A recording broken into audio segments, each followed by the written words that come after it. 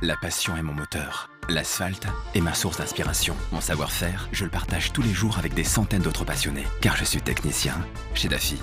Équipement moto, accessoires et pièces détachées. Daffy, la passion pro.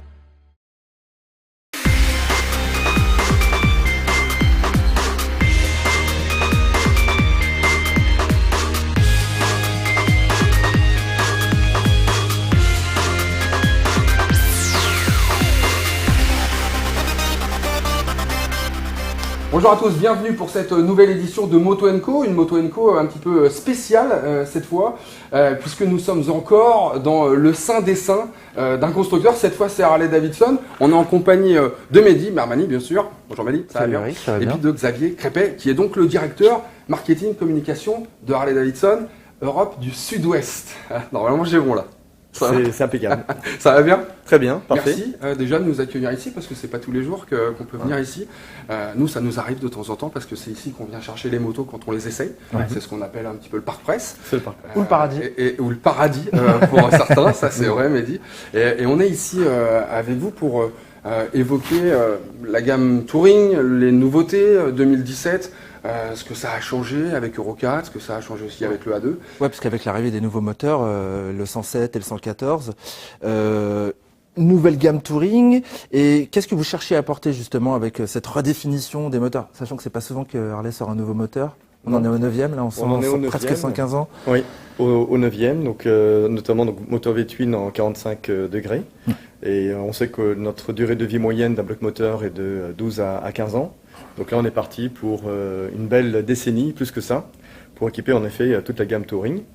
Et donc ce que l'on recherche avec ces nouveaux moteurs, c'est toujours d'apporter plus de performance et de plaisir, et tout en respectant aussi les normes qui évoluent sans cesse, et qui sont de plus en plus drastiques. On parlait tout à l'heure d'Euro 4.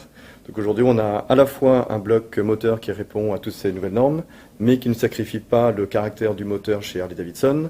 Donc il y a du couple, il y a de la puissance, il y a des capacités de dépassement. Il y a moins de vibrations qu'avant aussi. Moins de vibrations qu'avant. En effet, tout ça, ça a répondu à un cahier des charges assez drastique, qui vient essentiellement de la part de nos clients. C'est toutes nos motos, que ce soit depuis Rochemort, donc en 2013 jusqu'à maintenant. Toutes ces motos-là, on les développe de manière très proche avec nos clients qui nous disent où est-ce qu'il faut apporter des améliorations. C'est un gros boulot de passer à Euro 4, des moteurs comme cela. On est reparti d'une feuille blanche, comment on fait? Donc là, au niveau des ingénieurs et des motoristes, on part vraiment d'une feuille blanche, on regarde ce que veut la législation. En Europe et en France, en effet, la législation est plutôt sévère par rapport à ça. Donc quand les motoristes chez Milwaukee travaillent sur un nouveau moteur, ils regardent essentiellement ce que souhaite l'Europe. Et là, en effet, il faut répondre donc de manière très stricte à ces règles, tout en respectant le cahier des charges et puis l'ADN de la marque.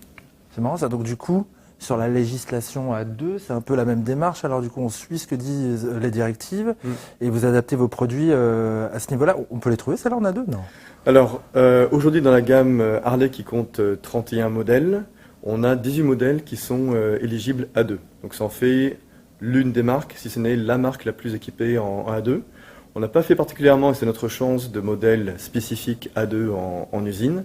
Il se trouve que, donc, d'origine, elles sont plutôt bien pour répondre à ces différentes législations.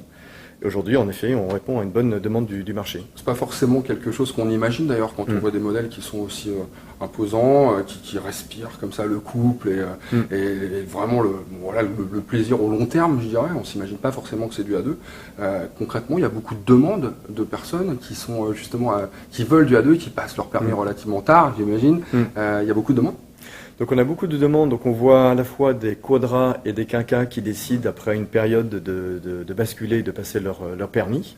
Donc là c'est toute une nouvelle génération qui vient en effet dans les motos-écoles et qui ensuite veulent une moto plaisir assez rapidement. Et donc avec nos 18 modèles aujourd'hui, Harley-Davidson est clairement une marque intéressante pour eux. Et puis on a aussi ces plus jeunes permis, ces femmes, qui sont une nouvelle clientèle que l'on voit de plus en plus en concession, des primos accédant à la marque Harley-Davidson qu'on ne voyait pas il y a quelques années, qui poussent la porte de nos concessions pour demander de tels modèles. Et là, on a donc Iron, 48 qui sont nos deux meilleures ventes au niveau national depuis qu'elles sont là. Donc ça fait quasiment 9 ans qu'elles sont là et qui maintiennent leur position de vente numéro 1 et 2 dans la marque Harley-Davidson en France. Et puis il y a d'autres modèles qui sont arrivés un peu plus tard, comme le Street 150 et puis cette année avec le Street Road, qui aujourd'hui complète la palette des motos à 2. Comment on fait quand on s'appelle Harley-Davidson, qu'on a une image qui est vraiment liée au moteur, au bruit, à une certaine sensation, de la vibration. Comment on fait pour conserver cette âme tout en passant en Euro 4 quoi. Parce que pour le coup, on voit bien, nous, quand on essaye les motos, pas forcément seulement les Harley, toutes, que ça change quand même un petit peu la donne. Et pour autant, quand on essaye une Harley, on reste encore sur une Harley. Quoi. Comment c'est magique, quoi, où il y a vraiment un gros travail qui est fait en amont par les ingénieurs.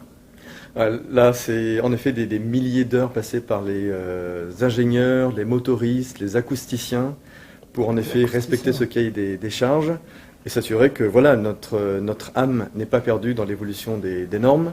Et on sait que c'est aujourd'hui ce qui attire tous les clients vers Harley-Davidson, ce sont ces good vibrations, ce sont ces sensations, cette sensation de couple très impressionnant dès les bas régimes et qui monte haut. Donc tout ça, on doit le garder. Aujourd'hui, le triptyque chez Harley-Davidson qui fait que la marque a beaucoup de succès, c'est le son, le look et le feel. Donc tout ça, c'est primordial. C'est relativement respecté malgré ces nouvelles normes, contrairement à ce qu'on pourrait peut-être imaginer. Ce que je vous propose, Xavier, c'est de regarder un essai que moi j'ai réalisé d'une concurrente. C'est une Indian, la Roadmaster. Une version 2017 qui est Euro 4 elle aussi. On regarde ça et puis après je vous dis un petit peu ce que j'en pense. On en discutera ensemble, d'accord ? Très bien. C'est parti.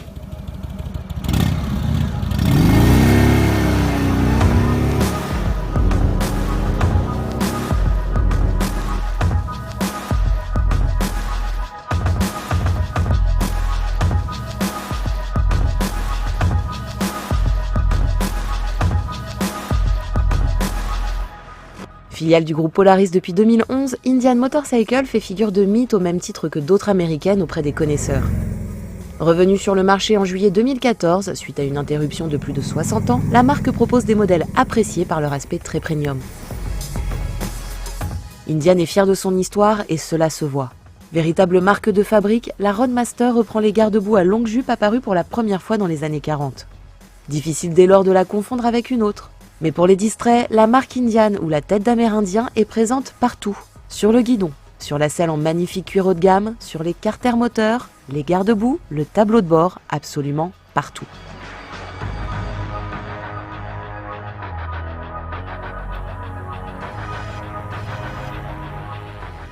La Roadmaster, c'est le vaisseau amiral d'Indian. Vous ne serez donc pas surpris d'apprendre qu'elle est très bien équipée. Si l'on réussit à détourner son regard des phares à LED Pathfinder, on trouve par exemple un pare-brise électrique, réglable depuis le commodo gauche, des poignées chauffantes dont la commande placée sur le réservoir permet de choisir parmi 10 niveaux de chauffe, et des selles chauffantes réglables indépendamment l'une de l'autre. Mais c'est aussi une moto qui propose jusqu'à 143 litres de chargement dans son top case, ses valises latérales et autres vide-poches. 2 prises 12 volts ont été prévues pour recharger les smartphones du pilote et de son passager. Des smartphones qui peuvent être connectés à l'instar d'intercom Bluetooth au Ride Command qui regroupe l'ordinateur de bord, le GPS et le multimédia de 200 watts gérable depuis l'écran tactile de 7 pouces qui prend place au centre du tableau de bord ou depuis le commodo gauche.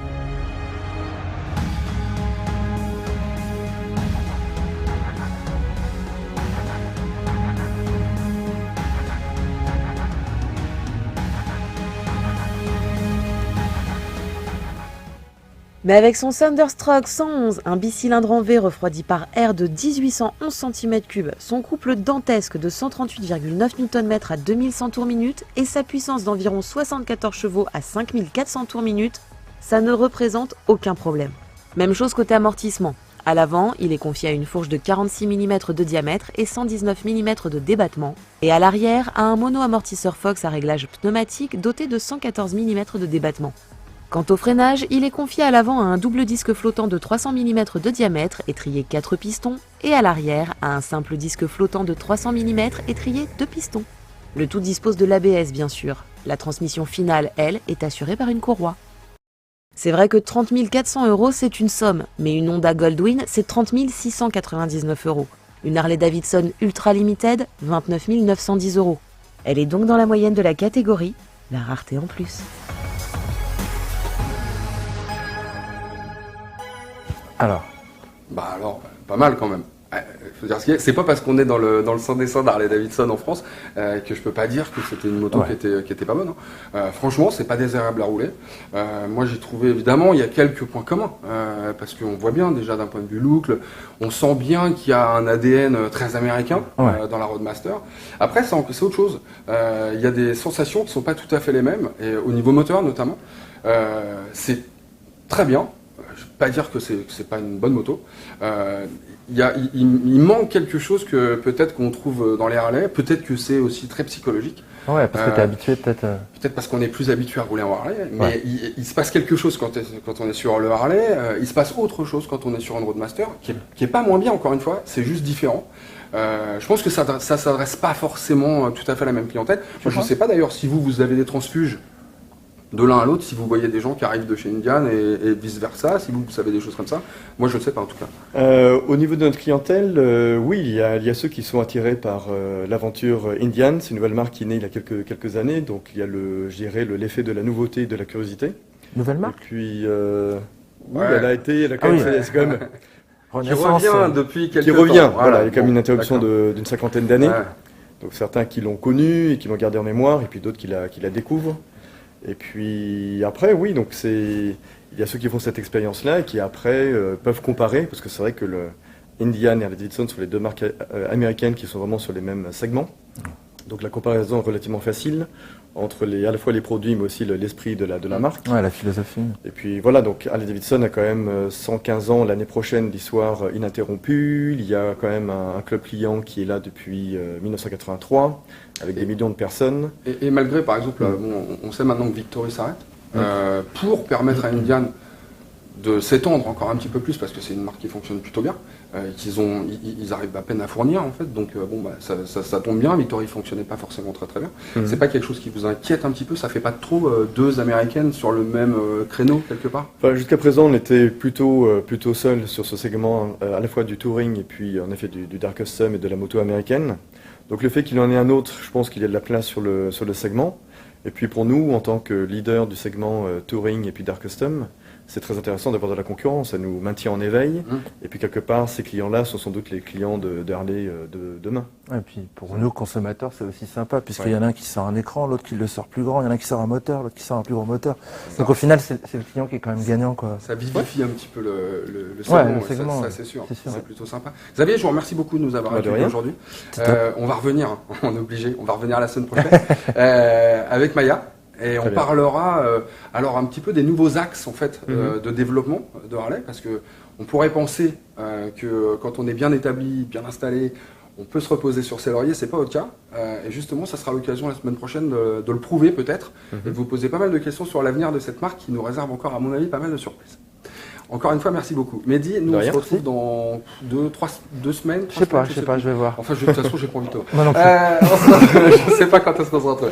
C'est comme ça. Voilà, en tout cas, nous on se retrouve lundi prochain à 21h, bien sûr, sur Watch TV, Motor Life TV. Et si vous avez des commentaires à laisser, vous n'hésitez pas. C'est juste en dessous. Vous vous faites plaisir, des likes, des trucs, ou des questions, tout ce que vous voulez. Comme d'habitude, voilà, à la semaine prochaine. Salut.